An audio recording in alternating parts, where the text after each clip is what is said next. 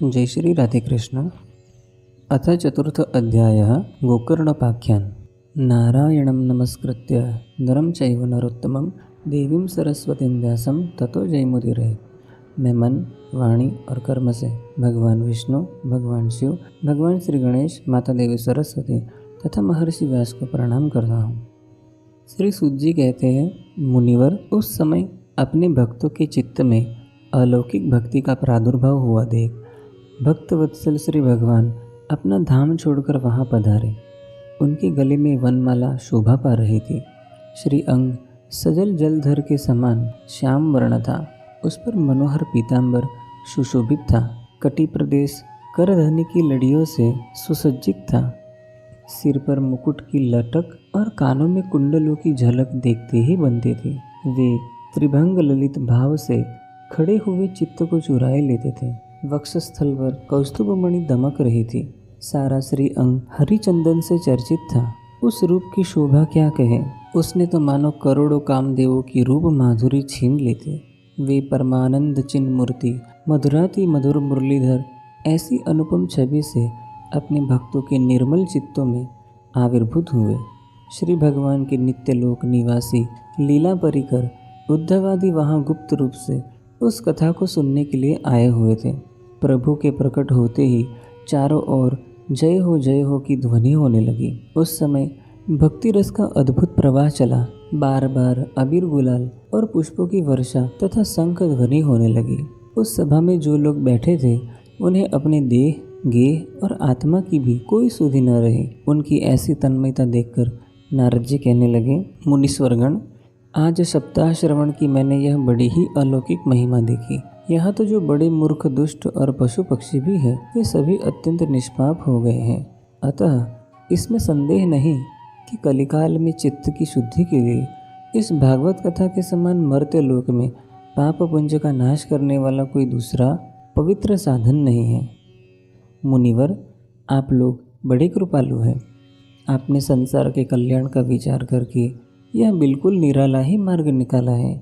आप कृपया यह तो बताइए कि इस कथारूप सप्ताह यज्ञ के द्वारा संसार में कौन कौन लोग पवित्र हो जाते हैं। श्री सनकादि ने कहा, जो लोग सदा तरह तरह के पाप किया करते हैं, निरंतर दुराचार में ही तत्पर रहते हैं और उल्टे मार्गों से चलते हैं, तथा जो क्रोधाग्नि से जलते रहने वाले कुटिल और कामपरायण हैं, वे सभी इस कलयुग में सप्ताह यज्ञ से पवित्र हो जाते हैं। जो सत्य से च्युत, माता पिता की निंदा करने वाले, तृष्णा के मारे व्याकुल, आश्रम धर्म से रहित, दंभी, दूसरों की उन्नति देखकर कुढ़ने वाले और दूसरों को दुख देने वाले हैं, वे भी कलयुग में सप्ताह यज्ञ से पवित्र हो जाते हैं।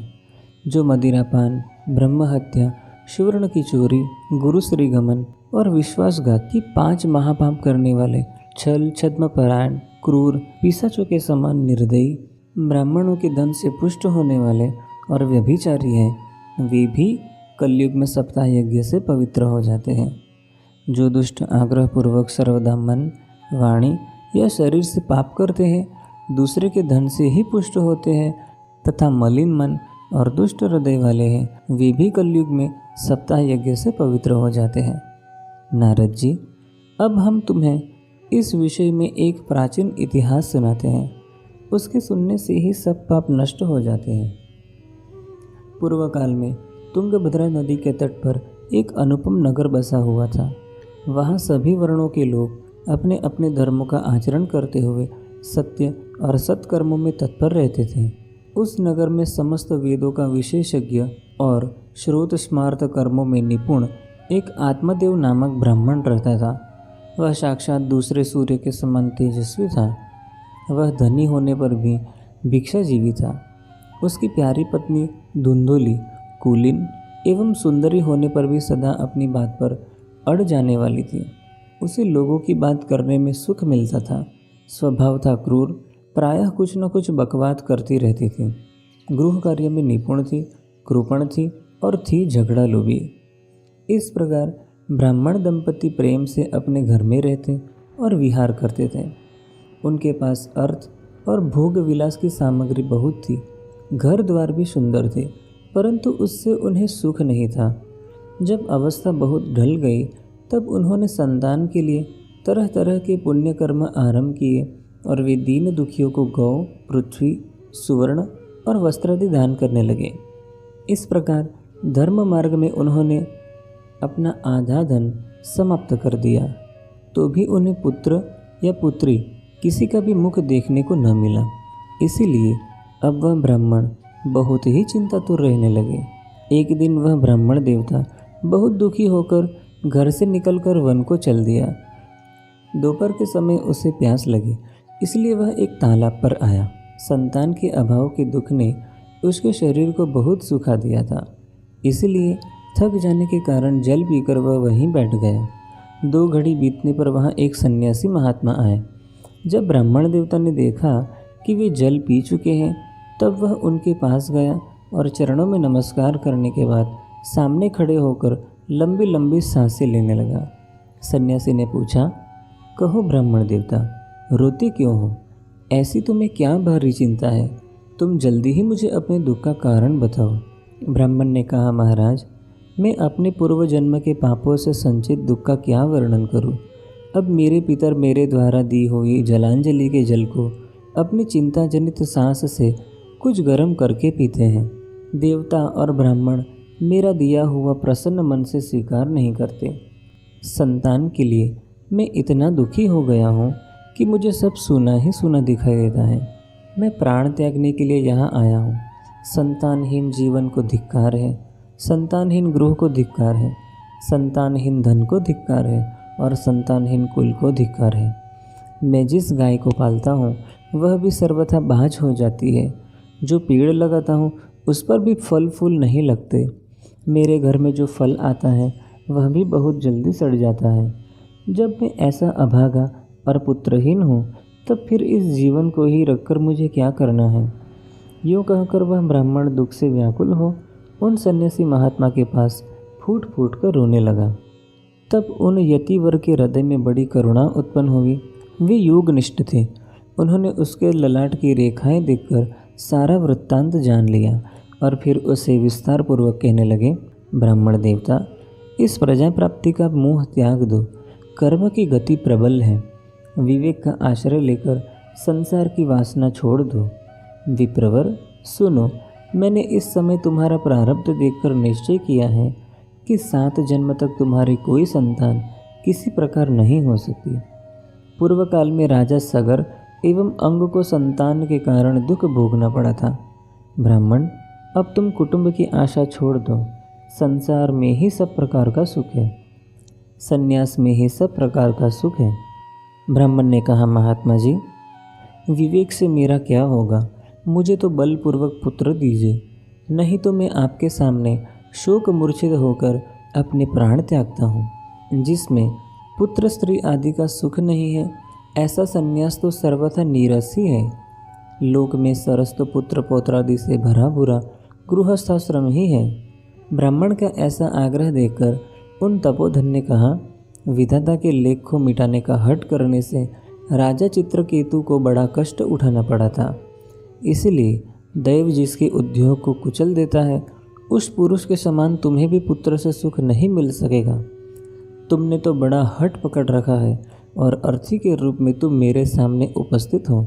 ऐसी दशा में मैं तुमसे क्या कहूँ? जब महात्मा जी ने देखा कि यह किसी प्रकार अपना आग्रह नहीं छोड़ता, तब उन्होंने उसे एक फल देकर कहा, इसे तुम अपनी पत्नी को खिला देना, इससे उसके एक पुत्र होगा। तुम्हारी स्त्री को 1 साल तक सत्य, शौच, दया, दान और एक समय एक ही अन्न खाने का नियम रखना चाहिए। यदि वह ऐसा करेगी तो बालक बहुत शुद्ध स्वभाव वाला होगा। यूँ कहकर वे योगीराज चले गए और ब्राह्मण अपने घर लौट आया। वहाँ आकर उसने वह फल अपनी स्त्री के हाथ में दे दिया और स्वयं कहीं चला गया। उसकी स्त्री तो कुटिल स्वभाव वाली ही थी। वह रो रो कर अपनी एक सखी से कहने लगी, सखी, मुझे तो बड़ी चिंता हो गई है। मैं तो यह फल नहीं खाऊंगी। फल खाने से गर्भ रहेगा और गर्भ से पेट बढ़ जाएगा, फिर कुछ खाया पिया जाएगा नहीं। इससे मेरी शक्ति क्षीण हो जाएगी। तब बता, घर का धंधा कैसे होगा? और दैववश यदि कहीं गांव में डाकुओं का आक्रमण हो गया तो गर्भिणी स्त्री कैसे भागेगी? यदि श्री सुखदेव जी की तरह यह गर्भ अभी पेट में ही रह गया तो इससे बाहर कैसे निकाला जाएगा, और कहीं प्रसव काल के समय वह टेढ़ा हो गया तो फिर प्राणों से ही हाथ धोना पड़ेगा। यूँ भी प्रसव के समय बड़ी भयंकर पीड़ा होती है। मैं सुकुमारी भला यह सब कैसे सह सकूंगी। मैं जब दुर्बल पड़ जाऊंगी तब ननद रानी आकर घर का सब माल मता समेट ले जाएगी, और मुझसे तो सत्य शौचादि नियमों का पालन होना भी कठिन ही जान पड़ता है। जो स्त्री बच्चा जन्मती है उसे उस बच्चे के लालन पालन में भी बड़ा कष्ट होता है। मेरे विचार से तो वंध्या या विधवा स्त्री ही सुखी है।